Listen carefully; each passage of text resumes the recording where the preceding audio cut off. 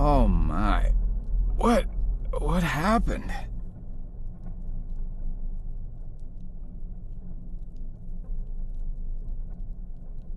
No, no, no, no!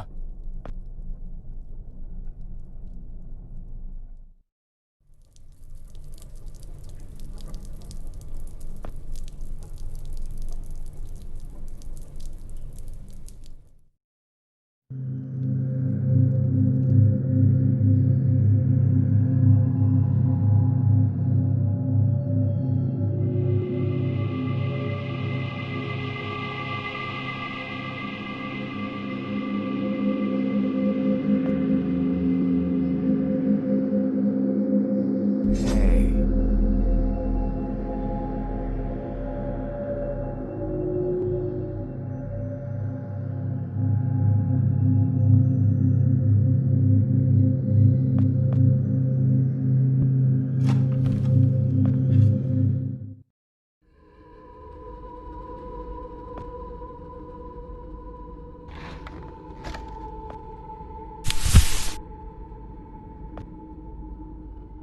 Ah!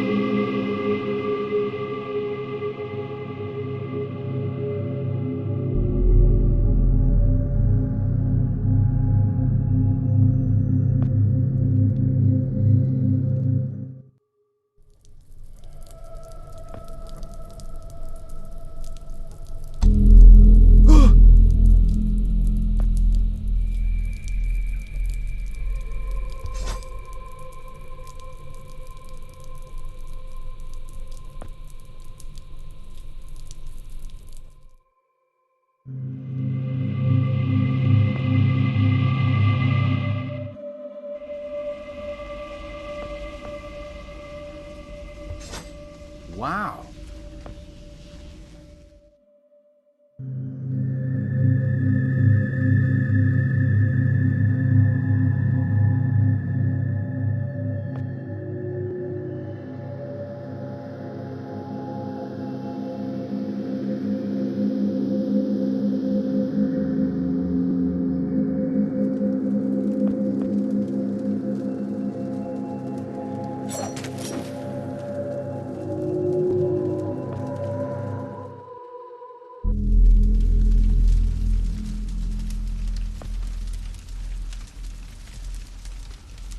Frank? Joe! Oh. Please. Need water. What are you... Please. I'll get you some water. Hang in there.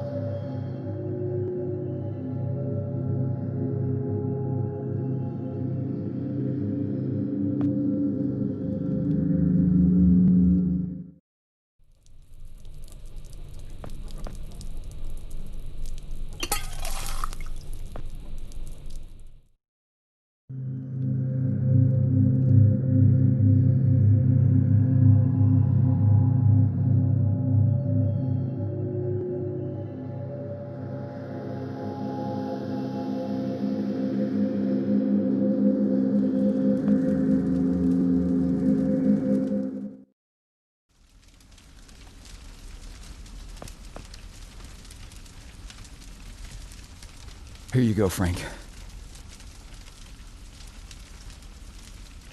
Oh, thank you. I don't understand. What are you doing here? Where are we? I'm not sure. I had no time. Pushed it as far as it'd go. But from what I've been reading, everything gets imprecise the farther you travel. Even your physical location can get messed up. Nobody's been this far.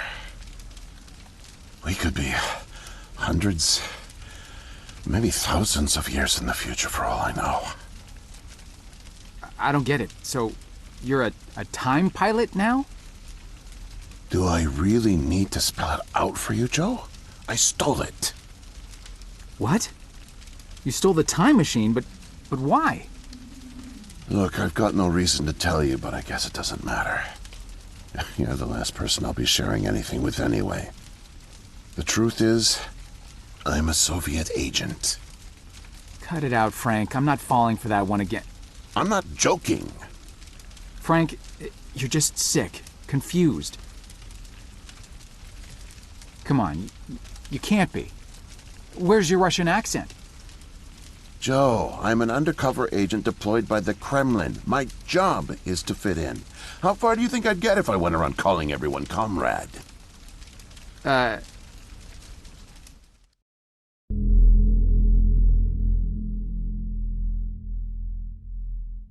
My real name is Yuri Barishev. I came to America in my early 20s. I went to school here, worked here, spent nearly 10 years building the foundation of an ordinary life. But the truth is that my life is far from ordinary. I am a spy. I was planted by the Soviet Foreign Intelligence Agency to gather intel on advanced U.S. military research programs, and I started getting my first missions in the mid-60s. At the time, I thought I had built a promising portfolio of leads, but as I started to pursue them, most of them turned out to be worthless. By 1968, I had run out of goodwill with my handlers at the Kremlin. I was a disgrace and headed for extraction.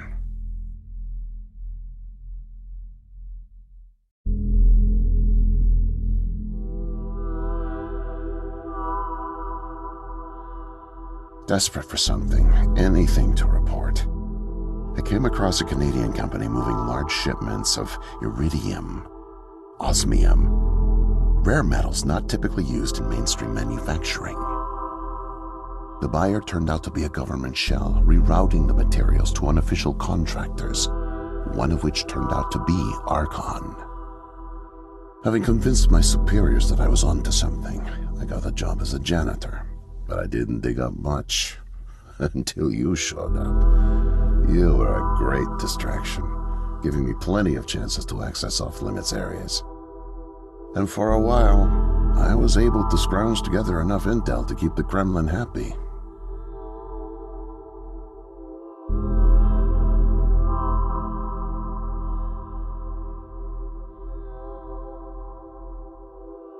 My hunch was correct, but I didn't have the full picture.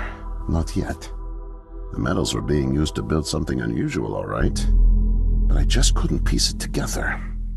What I found made no sense. Time travel, doomsday scenarios. It read like bad science fiction. For a while, I thought they were onto me, feeding me bogus information. But as time went on, with security tightening around the labs and no one confronting me, I began to suspect that my intel was legit. But time was running out, with Brezhnev and your President Nixon set to negotiate the nuclear disarmament treaty in a few weeks. My superiors were demanding results. My job on the line, I got desperate and careless. And this morning, I got caught.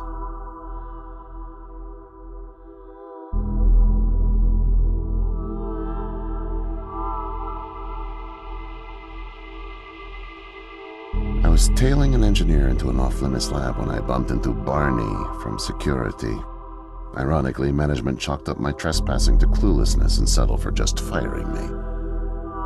Knowing I wouldn't get another chance, I stole a security badge and snuck back in. I just found the time machine operator's manual when you showed up out of nowhere and nearly screwed it all up. Then it clicked.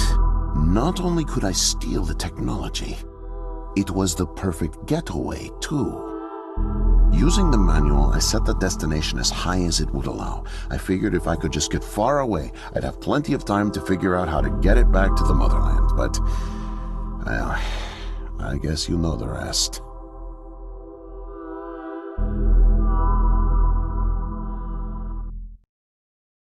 Listen, Joe.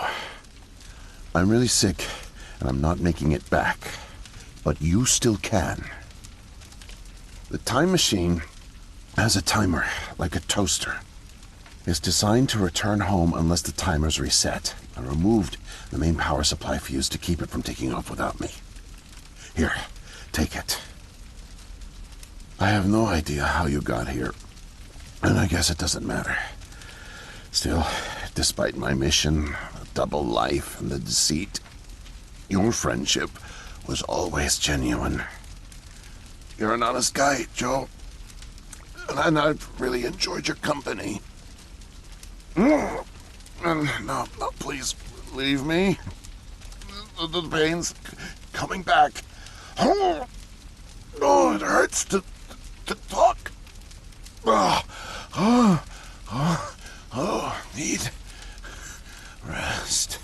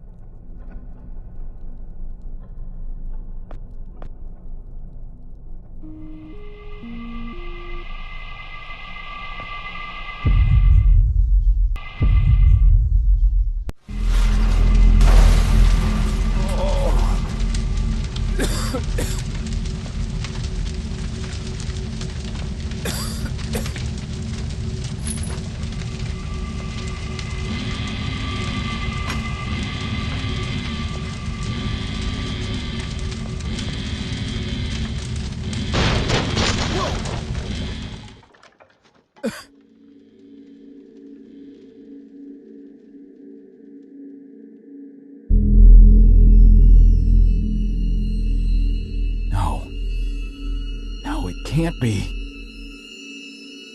The foreign organism. It's me. I brought back the disease. I'm the one who spreads it. It was me all along. I must have brought it back with me. Oh God. I think I'm gonna throw up. I can't deal with this. What do I do?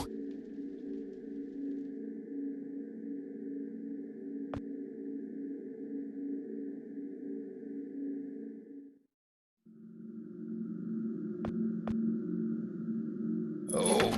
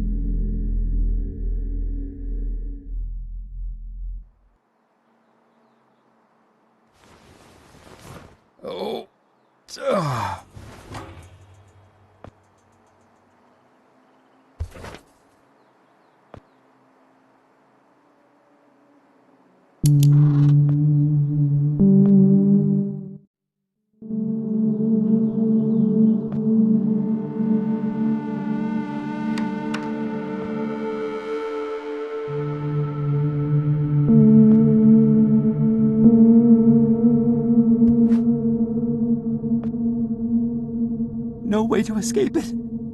No way out, no way out, no way out. I'm sorry, what? End of days. Scourge and sickness. The cleansing of the earth. The overlords conspired against us. Tricked us. Made us bring the poison back into the nest. Like good little ants. Who did? Too late. What's done is done. No backseas, but we must try. Do you hear me? Sure. The key to salvation. Write it. Write it, write it, write it. Before it disappears. Write it down before it disappears. Took away my tools. I'll forget without my tools. Your tools? Pens, paper. They fear me. Need paper to reproduce the key. Need the paper. Gotta have paper.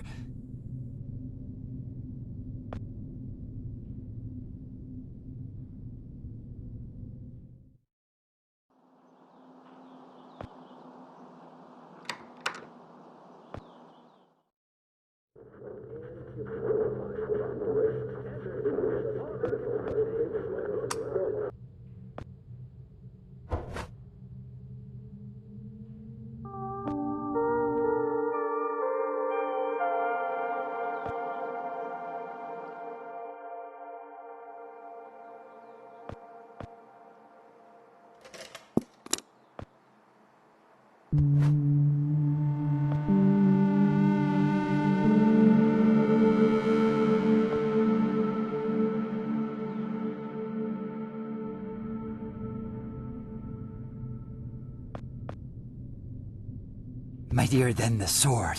The pen, the pen, the pen. The key. The key. Keep it close. Keep it safe. Bring help. Don't get caught. Save the kingdom, get the girl. Save the kingdom, get the girl. Save the kingdom, get the girl.